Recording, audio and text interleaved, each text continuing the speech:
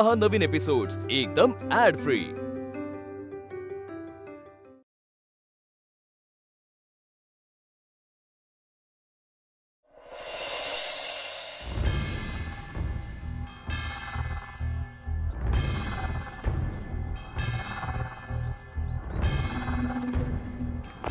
वर्धर जरा हा बरंच हॅलो युवराज भाऊ। हा बोल। आम्ही मुक्ताच्या घरी चाललोय। आमच्या सोबत मशाली आहेत आणि डोळ्यात आग सुद्धा आहे। आज माणसासकट घराची राख होणार आहे। सारंग सह घरातनं एकही माणूस बाहेर नाही पडला पाहिजे। हा ऐशी आहे का? अहो माहिती लोक आहे माझ्यासोबत। लाकडानं ठुसून ठुसून जातो का नाही बघा। एकालाही घराच्या बाहेर पडू देणार नाही। शाबास। भैरू एकालाही घराच्या बाहेर पडू देणार नाही म्हणजे भक्तीला बाहेर काढायचंय। हा तिला चटका जरी लागला ना तरी जळत लाकूड तोंडात कोंबीन तुया। ओ कांताशी तिला बाहेर करायचं आपलं ठरलंय ना। मावा बोलणं मोठं हौ द्या साठ लोट। ए चला रे चला वर्धर। हा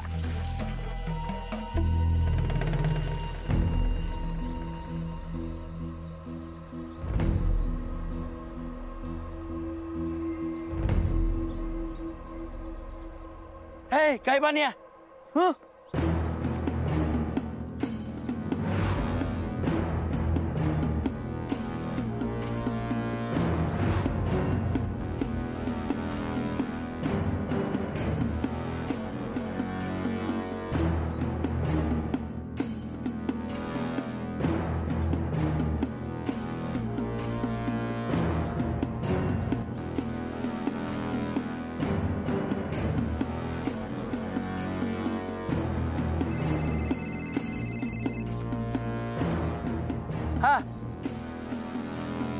काय असं भैरू अरे आत्मारामणी मुक्त आतमध्ये नाहीये। म्हणजे मेन शिकारच घरात नाहीये आणि मी भक्तीला बाहेर काढणार म्हणजे कांताशेठ अहो घरात तीनच राहत आहेत। नाही नाही नाही हे बघा युवराज भाऊला विचारावं लागल। मग लाव ना फोन।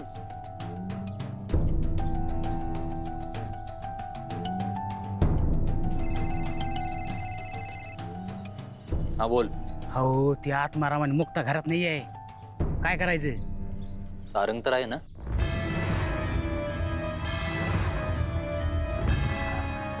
सारंग तर सारंग जाळून टाका। हा हा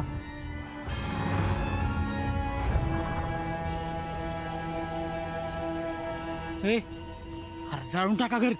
भैरू भक्तीला बाहेर काढून नाही ना। हा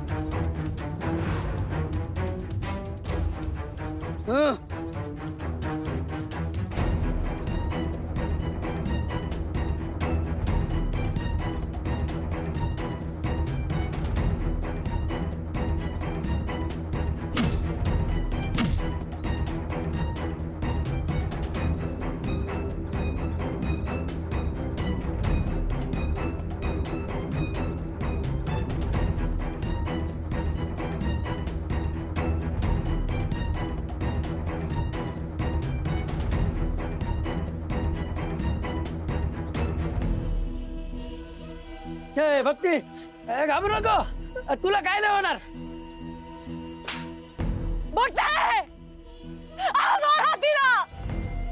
सोड माझ्या पोरीला ते खलास कर एकेकाला सोड। अरे तुला काय नाही होणार।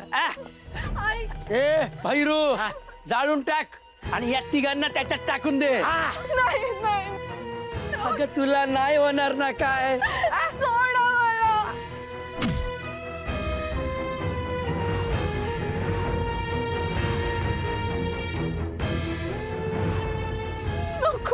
नको.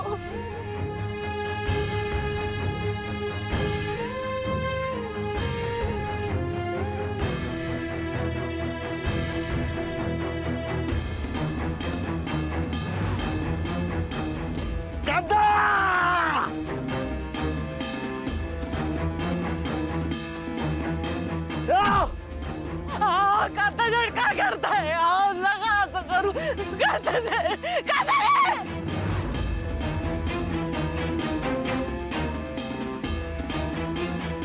युवराज, हा दादा. तुझ्या माणसाने काम केलं? हो दादा, ते घरी पोहोचले सुद्धा. थोड्याच वेळात आनंदात. अरे आनंद केला तर त्यांना फोन लाव आणि कारवाई थांबवायला सांग त्यांना. पहिल्यांदा दादा. एक शब्द विचारू नको, पहिल्यांदा फोन लावायचे त्यांना. हो सांगतो.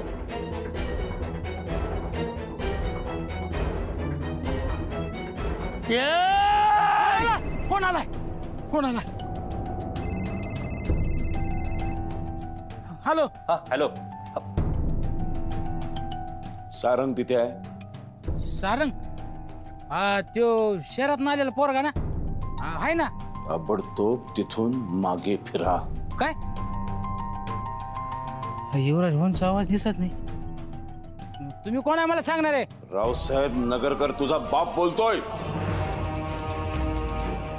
जोपर्यंत माझी पुढची सूचना येत नाही तोपर्यंत तिथून कुठली हालचाल करायची नाही. मागे फिरा. हा हा. ए निघा. ए अरे चला. वरून फोन आला होता. चला निघा. चला निघा. येड्या हो. अरे निघा, चला लवकर. हा निघालो साहेब. हा.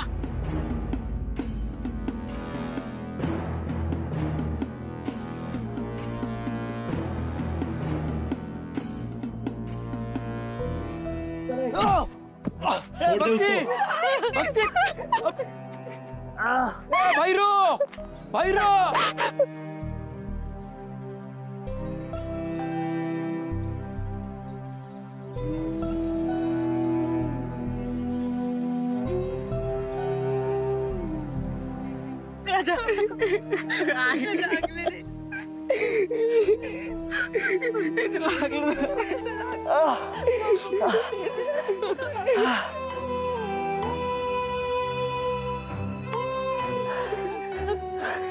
तुम्हाला लागला नाही ना?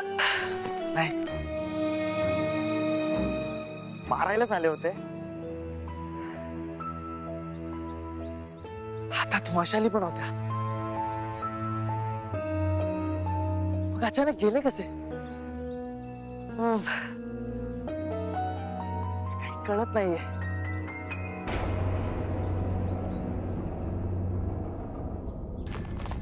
भैरू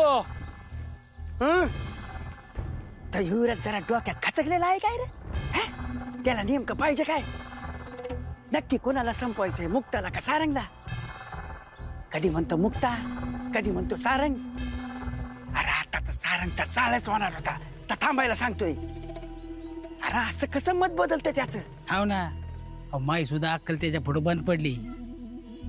फोनवर त्या मुक्ताबद्दल बोलतो आणि ऐन वेळी सारंग बद्दल विचारतो. मला तर लोचाच कळणार आहो. भैरू जरा इकडे बघ. हो कांताशेठ, मारायला काय झालंय?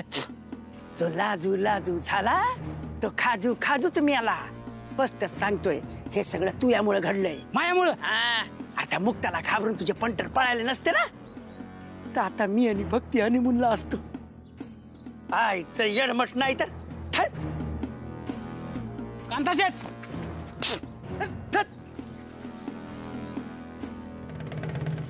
युवराज, युवराज. हा दादा. काय ठीक आहे, तुझ्या बापाला घेऊन जाऊ द्या आणि सारंगला घरी सुरक्षित घेऊन या. कळलं? आणि सारंग एकदा घरी सुरक्षित पोहोचला मग शिंदे परिवाराचं काय करायचं ते ठरवू.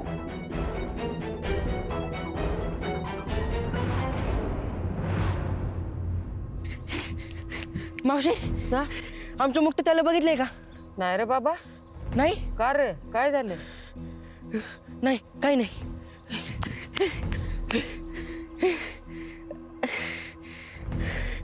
कुठे गेली मुक्ताताई?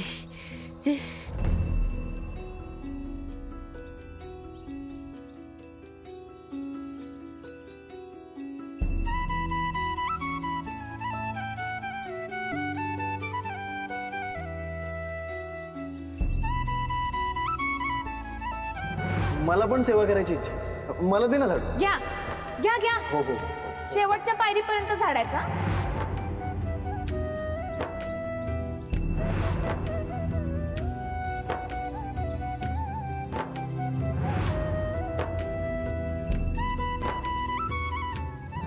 मावा निर्णय बदलणार नाही. मी तुमच्या सोबत येत नाहीये. तुम्ही जेवा आणि रस्त्याला लागा.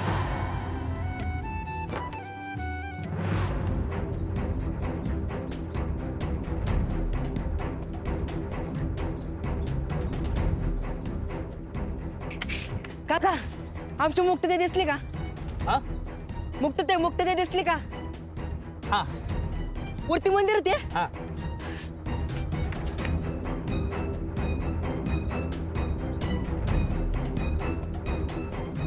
मुक्तते. गजा, छोटे मालक गेले का घरी? नाही गेले. अरे मम्मा, तू रडतोय काय? काय झालं? आपल्या घरीले लोक जळते मशाल घेऊन आले होती. काय? वय.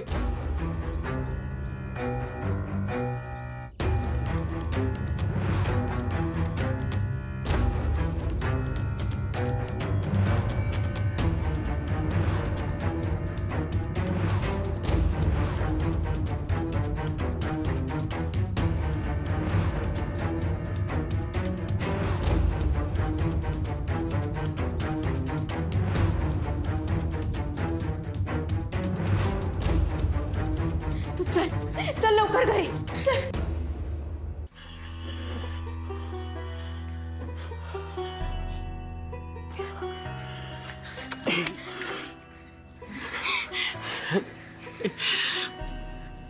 अरे काचा,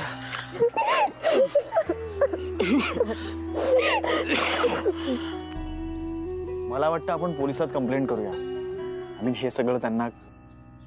यांना इथून कोणी निघून जायला कोणी सांगणार आहे का? यांना समजावा की यांच्यामुळे आमच्या जीवाशी खेळतायत. छोटे मालक, आज तुमच्यामुळे लोक आमच्या घरावर चालून येत आहेत. तुम्हाला हे कळत नाहीये का? तुम्ही आजीला वचन दिलं की मुक्ताला घेऊन येईन, पण माझ्या परवानगीचं काय? मी नाही म्हणून सांगितलं होतं ना. कवाच सांगितलं होतं. मग परत परत ती चूक का करताय? तुम्ही निघून जा इकडून.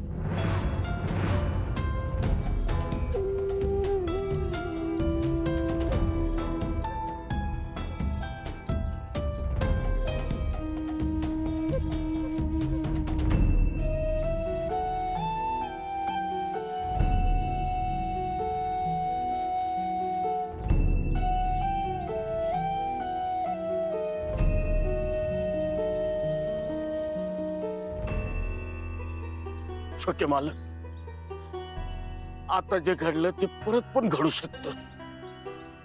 म्हणजे आता ती लोक माघारी गेलीत खरी, पण ती परत येणार नाही असं नाही होऊ शकत. त्यामुळं मालक, तुम्ही इथं नसाल तर कदाचित त्यांचा राग शांत होईल. म्हणून मी तुम्हाला विनंती करतो मालक की तुम्ही इथून परत घरी जावा. नाही, मी इथे असो किंवा नसो ते तुम्हाला त्रास देणारच. आणि एकंदरीत मला असं दिसतंय की मुक्ताचा आणि माझा राग तुम्हा सगळ्यांवर निघणार आहे. आणि अशा परिस्थितीत मी तुम्हाला सोडून जाणार नाही.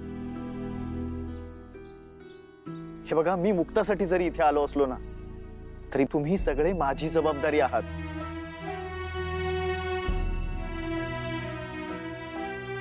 मालक, आज त्यांनी तुमच्यावर पण हात टाकला. मालक, अहो, आमचं काय व्हायचं ते होऊ द्या, पण तुमच्या जीवाला काय झालं तर आम्ही स्वतःला कधीच माफ करू शकणार नाही. मी हात जोडून तुम्हाला विनंती करतो, तुम्ही जा. याच विनवण्यांचा मला कंटाळा आलाय.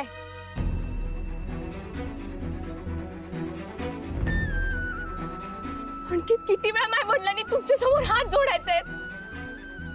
तुमच्या वडिलांसारखं आम्हा गरिबांनी हात जोडल्यावर तुम्हाला सुद्धा आनंद होतो का?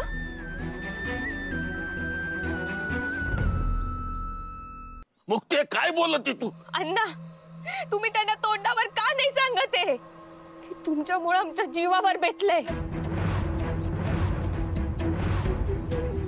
ज्यामुळे आमचा जीव जाऊ शकतो. हे घर, ही घरातली माणसं नष्ट होऊ शकतात. तोंडावर सांगत का नाहीये त्यांना? मी असं काहीच होऊ देणार नाही. अच्छा, कसं वाचवणार आहेत आम्हाला यातून? देव आहेत का कोणती वेगळी जादू आहे तुमच्याकडं? का वेगळी ताकद आहे? सांगा ना. मुशाली घेऊन हे घर जाळत येणारे असंख्य हात कसे रोखणार आहात तुम्ही? मुक्ते बस झालं आता. अगं मालक आहेत ते आपले, त्यांच्याशी नीट वाग. छोटे मा, तुम्ही खरंच इथनं जाओ.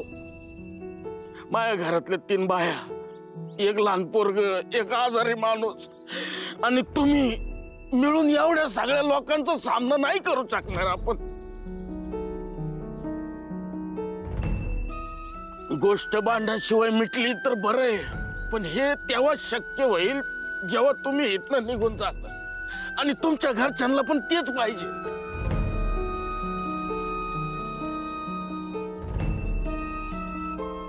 हे बघा, तुम्ही जर इथून गेलात ना तर सगळा गोंधळ संपून जाईल. बघा,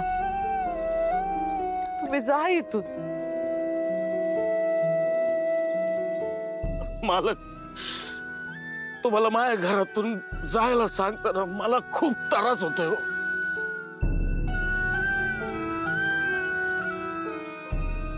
आई राजा, आई जगदंबे, ज्या घरचं मीठ खाल्लंय त्या मालकांना घरातून हाकलतोय. आई माफ कर ग मला. खरंच सांगतो मालक, तुम्हीच माझ्या घरावरचं हे विघ्न घालवू शकता. काय करते तुम्ही? प्लीज प्लीज असं नका करू. प्लीज प्लीज माझ्या पाया नका पडू. हे बघा, आमच्या नशिबाचे असन ते आम्ही भोगू. आम्हाला तुमची साथ पण नकोय आणि तुमचा त्रास पण नकोय. तुम्ही येऊ शकता.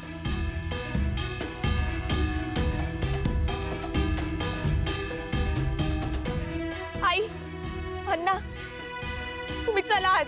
अगं